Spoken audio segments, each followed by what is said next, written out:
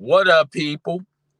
It's your boy, and welcome to another episode of Just My Opinion podcast, episode 8. How you living? I'm living swell. I hope everyone is having a very productive Monday morning.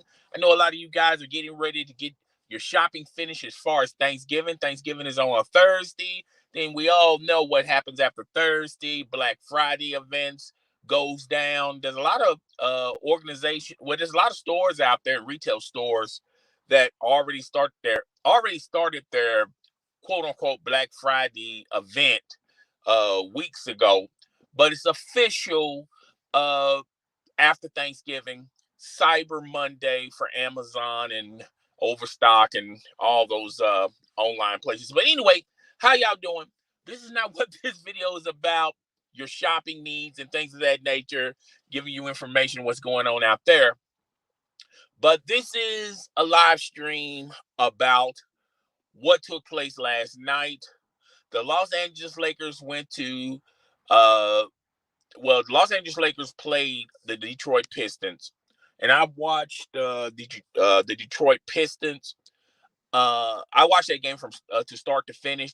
Detroit had their way with the Los Angeles Lakers until the third quarter, when the infamous elbow that LeBron James laid on Stewart. Stewart went bizarro. He went berserk. He was trying to get back at LeBron James, and you think that the situation got controlled. It was like on and off.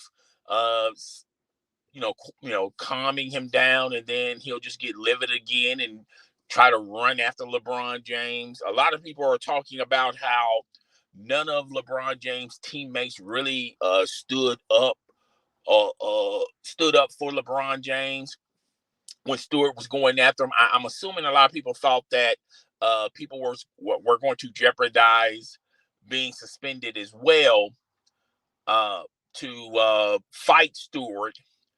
But I just don't think anybody wanted to get into that or entertain that.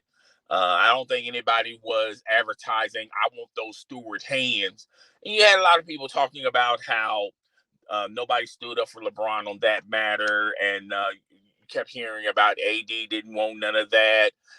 Then people talking, putting words in Russell Westbrook's mouth and things of that nature. But anyway, overall, the Lakers ended up winning that game, coming back and winning that game.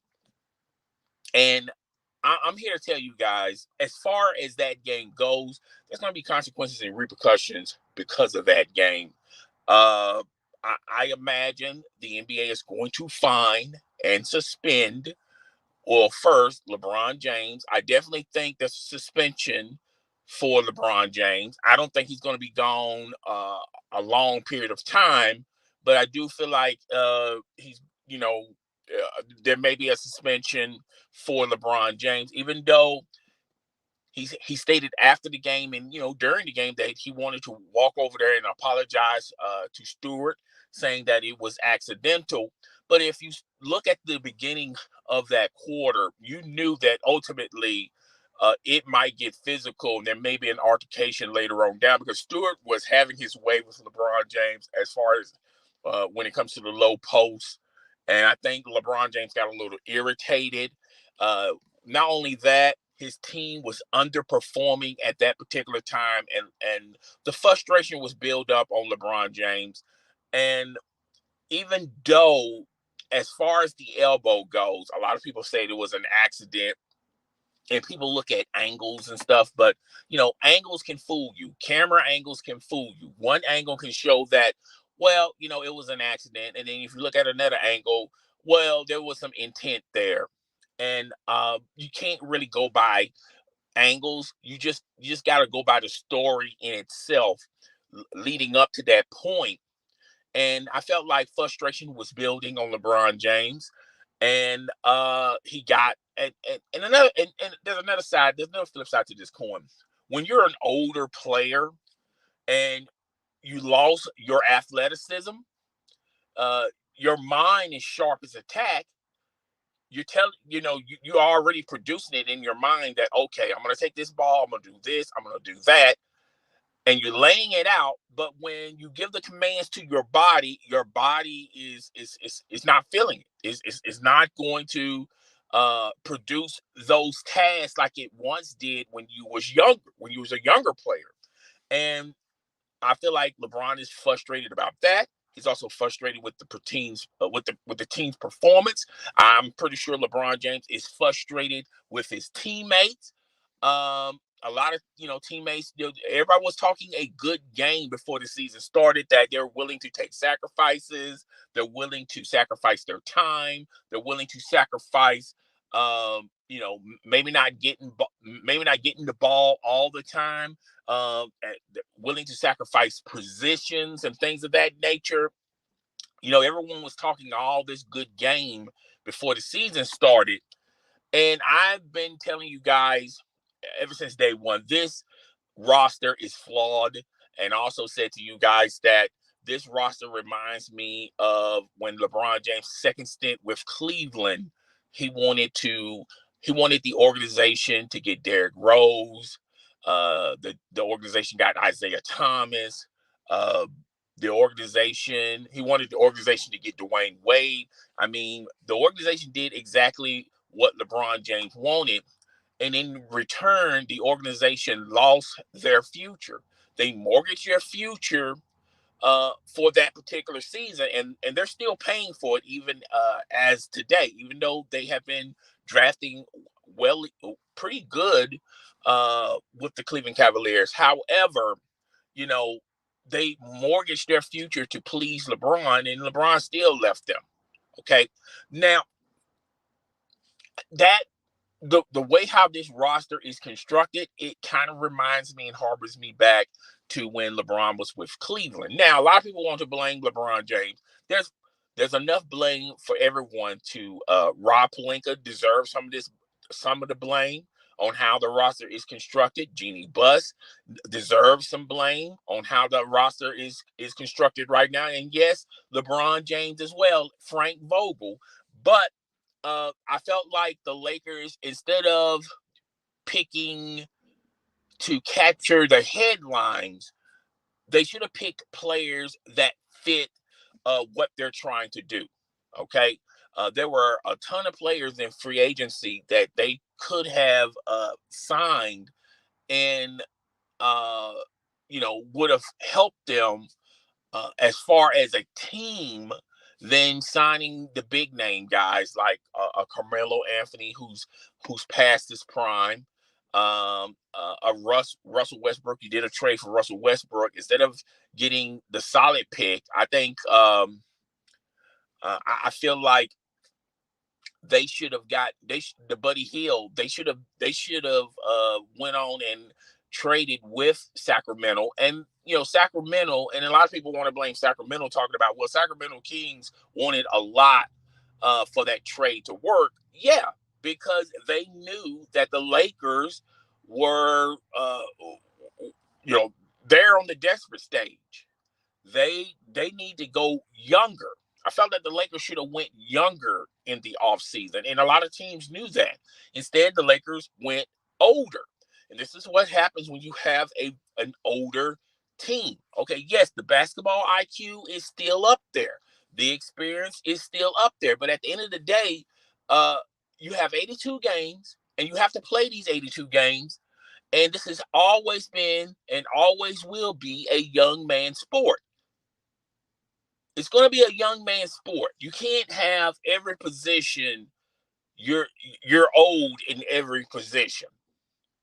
And that's what the Los Angeles Lakers have. Every position they have, they're either too old. The player that's in that position is either too old or injury prone. And those are the two combinations that the Los Angeles Lakers have. And that's why the Los Angeles Lakers are struggling. Now, they still have 60 games left. And you can do a lot of amazing things in 60 games. You can turn a negative into a positive with a flip of a dime. However, you have to look at the Los Angeles Lakers. They need some drastic changes. They need to go younger. Now, LeBron James is a facilitator. All right. If you have a scheme, and if you have players that can fit that scheme, and if you insert LeBron James in, they're going to the playoffs automatically. And I always said this about LeBron James. LeBron James is not a Michael Jordan, but LeBron James remind me of, and he compares better than a Scottie Pippen. LeBron James reminds me of Scottie Pippen. LeBron James reminds me of Irvin Magic Johnson. LeBron James reminds me of Isaiah Thomas for the Detroit Pistons. He reminds me of those guys that can run an offense, have a high basketball IQ, okay, and is a facilitator, all right? And that's why I never entertained the barbershop talk conversation of who's better, Michael Jordan or LeBron James. I never entertained that mess. Nor I entertained the fact that which player was is there one way to win the title? There's a multitude of ways of winning a title. You can have a dominant player like a Kobe Bryant and a Michael Jordan win a title. You can win that way. You can win with facilitators like LeBron James, Irvin Magic Johnson, Isaiah Thomas. You can win that way. You can also win by the team. The Detroit Pistons, the Detroit Pistons won a title with Rasheed Wallace, Chauncey Billups, and that cast of characters. They didn't have superstars, but they won a title. You can also win a title by having a prestigious organization, such as the Houston Rockets with Akeem Olajuwon. You can also win a title with the San Antonio Spurs, how the San Antonio Spurs did it. Okay, so there's and you can build a super team. You can do like the Miami Heat when they got their big three. So there's a multitude of ways of winning a title. Not one way that's the only way you're going to be able to win a title. But if you look at the Los Angeles Lakers of today, they're older. All right. Now they're going to have a lot of games during this during this time that they're going to be playing, where you're going to see a lot of positive things. They're going to have a lot of bright spots, okay, spaced out, mapped out, and I feel. But overall, the end result is that bright spot equal a W. More times than not, it's going to be a loss. Everyone thought that the best thing for the Los Angeles Lakers to get better was when LeBron James got back into the roster after being injured, after being out with an injury. Everyone thought that would solve everything. And I kept telling you guys it was not going to solve everything. It will solve most things, but not everything. Okay? So LeBron James was put back on the roster, and they lost to the Boston Celtics. Even though the Los Angeles Lakers have talent, even though Los Angeles Lakers have names on the back of the jerseys, even though the Los Angeles Lakers have a high basketball IQ on their team, the two things that they're lacking on is athleticism and youth. They don't have a lot of athleticism on their roster, and they don't have youth. And those are the two things that will kill a veteran basketball team. Now, the struggle is not only in Los Angeles, but the struggle is also in Brooklyn. When Kyrie Irving is on his sabbatical, he's not going to take the vaccine, yada, yada, yada type thing. And I kept telling you guys in multiple videos, Kyrie Irving, when it comes to basketball, that's not his high priority. It's an interest, but it's not the top interest for Kyrie Irving. And now Kevin Durant is probably at home thinking, damn, did I make a mistake? I could be winning right now with the Golden State Warriors. I could be winning right now and have an organization that wants to win. And I'm not saying the Brooklyn Nets doesn't have an organization that don't want to win, but they haven't but if you look at their resume, they haven't. This is not an organization that's got championship banners around the building. Okay, this is the same organization that hired Steve Nash. Nothing against Steve Nash, but Steve Nash is not a Steve Kerr. That's all I got to say about that. And maybe Kevin Durant is thinking, wow, I should have kept my tail with the Golden State Warriors. The Golden State Warriors are the top dog in the NBA. They're the top dog. I kept telling you guys, once they come back from their injuries and once these draft picks have a little bit time under their belt, watch out for the Golden State Warriors. And now the Golden State Warriors are making a big splash in the NBA. You know who's behind the Golden State Warriors? The Phoenix Suns. The Phoenix Suns that everyone thought that, they'll be a playoff team, but that's as far as they're going to go.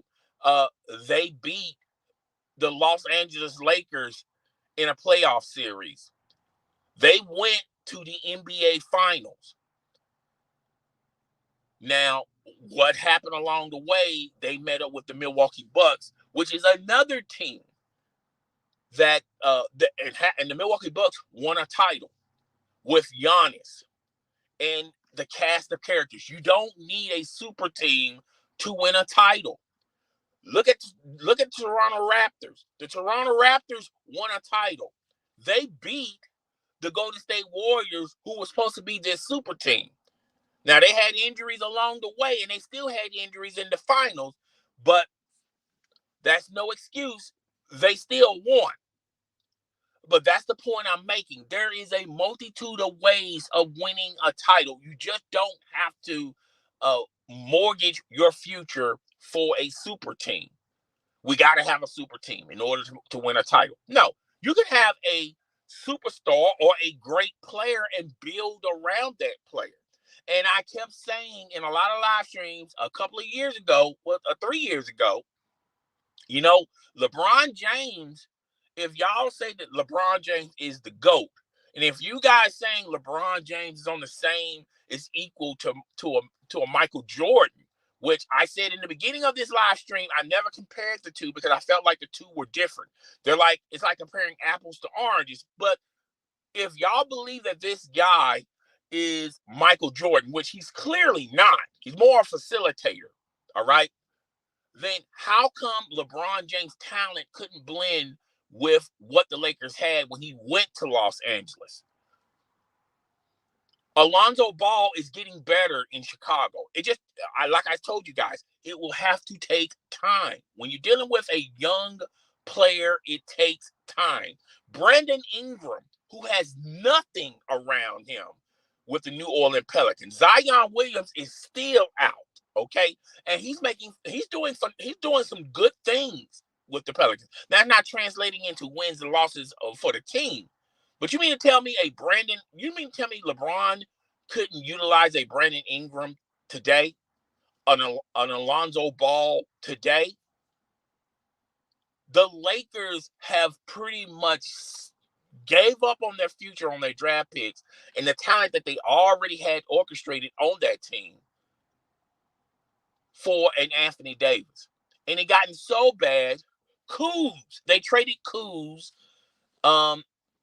They traded him to Washington for Russell Westbrook. Even though Kuz is on and off, he's hot and cold, he's not consistent, but at least he's young.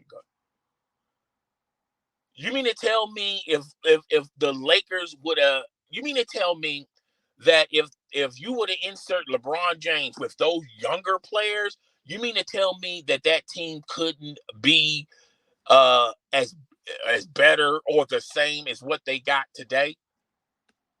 And you still have a lot of room left over to still keep that talent and add a player here and add a player there.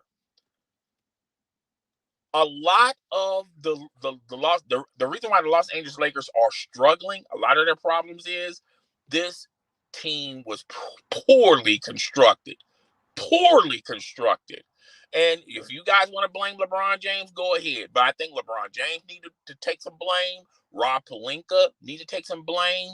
Jeannie Buss need to take some blame. A lot of people in that front office need to take some blame.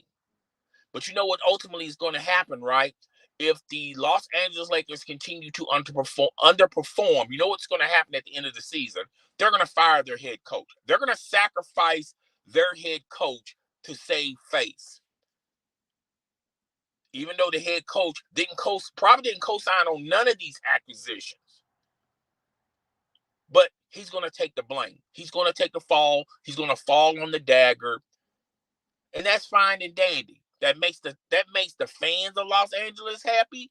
That takes the blame and the onus on LeBron off of LeBron James, Rob Pelinka, Jeannie Buss. They're totally are exonerated from how they constructed this team. This team is flawed, it's old, and this is a young man sport.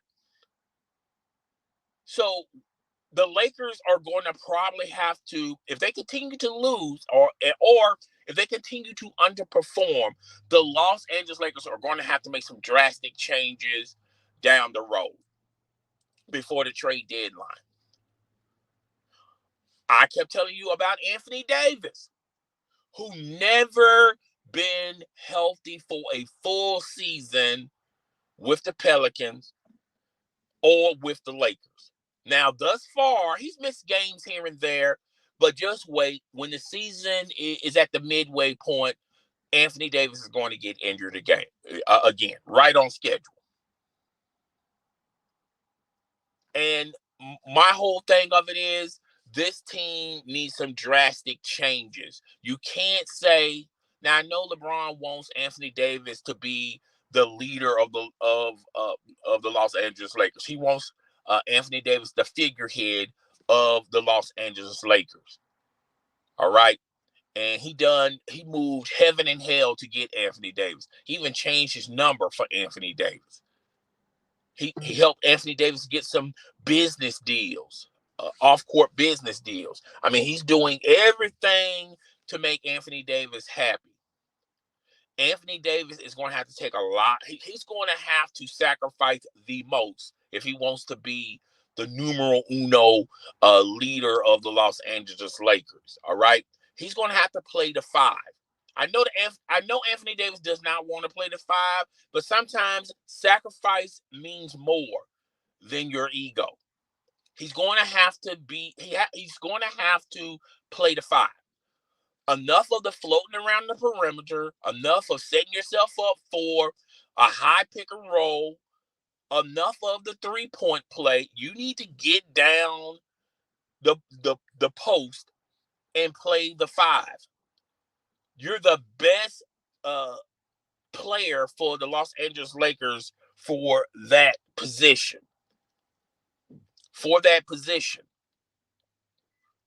Now, I know they signed Dwight Howard, but Dwight Howard is a shell of himself. He can't play the five. He can't play the 582 games. Now, he'll play it here and there, but you can't stay consistently on Dwight Howard. So, you know who's the better big man on the Los Angeles Lakers? It's Anthony Davis. Anthony Davis is going to have to man up. I know he wants to play the 3. He doesn't want to play he doesn't want to play the 4, but if you had to pick over, well, do you want to play the 4 or the 5? He would rather pick the 4 than the 5. He's going to have to toughen up and play the 5. You're going to need to make a presence down low, because teams know that you do not have a solid 5 down there, and they're slashing their way to the basket. Another thing the Los Angeles Lakers are going to have to do is play a half-court game. A lot of the players that the Los Angeles Lakers have, they're old, and they never been defensive two-way players. Russell Westbrook has never entertained playing defense. Never have, never will. A leopard can't change his spots. LeBron James is getting older. He can't play two-way like he can't be a two-way player like he used to when he was with Miami in his first stint with Cleveland. He can't do it no more. And that's what's going on with the Los Angeles Lakers. The Lakers are going to have to make some household changes real fast, real quick. Rob Pelinka, Jeannie Buss, the front office, LeBron James are going to have to work their magic with this roster. Similar to what happened when LeBron was in his second stint with Cleveland. That front office worked their tails off to reconstruct that roster. And once they reconstructed that roster, they played deep into the playoffs. They beat a Boston Celtic team minus Kyrie Irving. Do anyone remember that game? That's how good that team was. They got young fast. The Los Angeles Lakers are going to have to get young fast. If you have to make Anthony Davis is going to have to make a decision. Either play the 5 or we're going to have to find someone else who can play the 5. But look at what you have on your roster. Who wants a Rondo at this point in time? Who wants a Carmelo Anthony, even though he's playing good? But who wants an older Carmelo Anthony? Who's going to give up young players for Carmelo Anthony? God forbid, who wants a Russell Westbrook as of right now? Who would want him? Who would want a Russell Westbrook? And that's what the Los Angeles Lakers have in store. They don't have pieces that other teams would want, unless you're talking about Anthony Davis. Now, if you're talking about Anthony Davis, you can get a lot of amazing pieces, a lot of young pieces, maybe some draft picks for Anthony Davis. But this is the era. This is the super. And I remember doing a video. The super team is DOA. No one cares about starting a super team.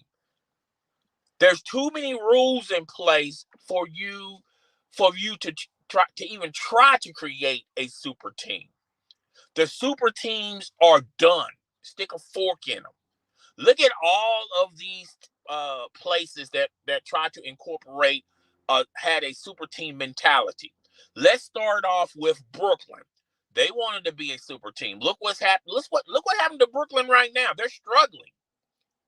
Kyrie Irving is we don't know if he's going to ever return to the team. And like I said in multiple videos, I don't think basketball is on his high priority sheet when you talk about Kyrie Irving. But that's what you get, Kevin Durant, when you dance with the devil. Sometimes you get burned. Maybe you should have stayed with Golden State. Let's look at the Los Angeles Lakers that was trying to create a super team. When LeBron James recruited not only Anthony Davis, but Kawhi Leonard. Look how that transpired. Yeah, they won a title. Okay? They won a title in a shortened season in a bubble format. And they haven't sniffed the final since then. Look what's transpiring with the Lakers right now. Look what's going on. Look what's going on with the Clippers. Remember? Kawhi and Paul George. Oh, they're gonna have they got their dynamic duo. It's no longer. Don't worry about the super team aspect. Let's do the dynamic duo. Let's try that out. We can't get a third guy here. Look what's going on. Even though the Clippers are winning, okay, but we still got 62 more games to go, folks. And do anyone wants to take their last mortgage payment to Vegas and is that confident in believing that the Clippers are going to win the NBA Finals with Paul George and company? Think about it. When you have super teams and you mortgage your future, you mortgage your draft picks, you mortgage what the talent that you have on that roster, just to create 3 max players And if one of those max players is out, you don't have nobody to fall back on. Alex Caruso is raising havoc with the Chicago Bulls. You mean to tell me Alex Caruso, if they would have gotten Alex Caruso, you mean to tell me he couldn't help with the Lakers right now? Now you probably wouldn't have enough money to get Carmelo Anthony, but why would you? You got a young Alex Caruso. And that's what happens when you want to import and have the mindset of we got to have super team. We got to stack the deck. Look at all these teams that try to stack the deck. Look how they look right now. And we got 60 more games to go. A lot of people think, oh, well, they got 60 games. This can easily turn around. It hasn't thus far. What sign or what evidence you have that's going to prove otherwise? Only thing that has been consistent with these super teams are they don't have enough manpower. They're older, and it's not like they can go and do a quick trade uh, to help this team because they don't have enough pieces. Unless you're talking about trading that max player. That's why you have to have flexibility on your team. You have to have the flexibility so when times are rough and you need to make you have to make a decision as far as a trade benefiting your roster. You have to have that ability, and when you don't have that ability, look where you are. So yeah, that's all I gotta say on that. There's nothing left to say. You guys can comment in the comment section. Do what you got to do. Before I end this, we're going to talk about Luke Walton. Luke Walton has been fired from the Sacramento Kings, and I'm saying to myself, why did it take so long for the Sacramento Kings to fire Luke Walton? Clearly, this was, well, we don't want to pay him a lot of money sitting at home. So we rather just let him coach. The team's not going nowhere. The future doesn't look very bright for the Sacramento Kings. They're right now playing for a draft pick, a high-level draft pick. And they said, you know what, let's just cut our ties with Luke Walton. We'll try out our interim coach. I think it's Alvin Gentry. And if he's got better play call and if we see some bright things with him, we might keep him when we start our new future. They're going to rebuild next year. They've been on this rebuild tier for quite some time now. The Buddy Hield experiment it just did not work. So Luke Walton is at the stage left from the Sacramento Kings.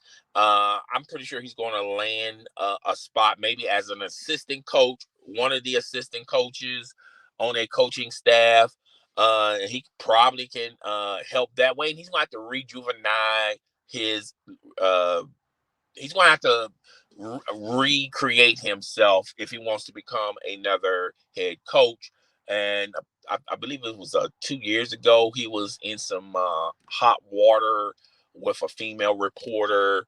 And, even though it didn't live up to him being fired from the Sacramento Kings, and I don't know if that's still ongoing or whatnot, but that couldn't get him fired from the Sacramento Kings.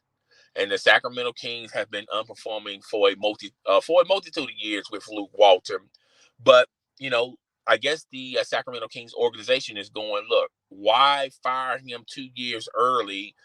We're going to pay him to be sitting at home when he can just go ahead and coach this lackluster team, this another bad creation of a team. This team ain't going nowhere. This team is only playing for a high draft pick. That's all we're doing. This team is going to help us in the NBA lottery. And why hire another coach to do that when we can just, we're already going to pay Luke Walton. We might as well just pay. And I'm pretty sure he's coming to the end of the road with his contract. And they say, well, let's just fire him now. Now it's a perfect time to fire him.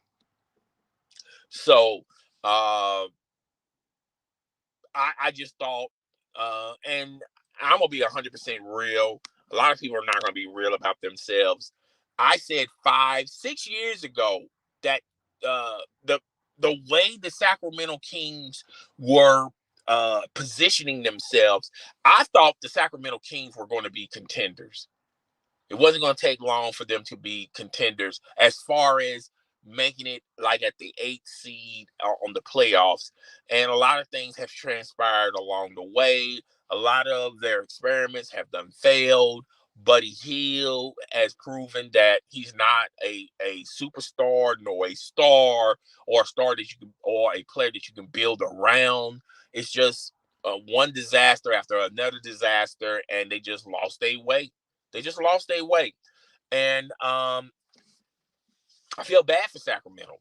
But, like I said, they're right now playing for a high draft pick. They're playing for the lottery. They're playing for more ping pong balls. That's pretty much what Sacramento is doing this year.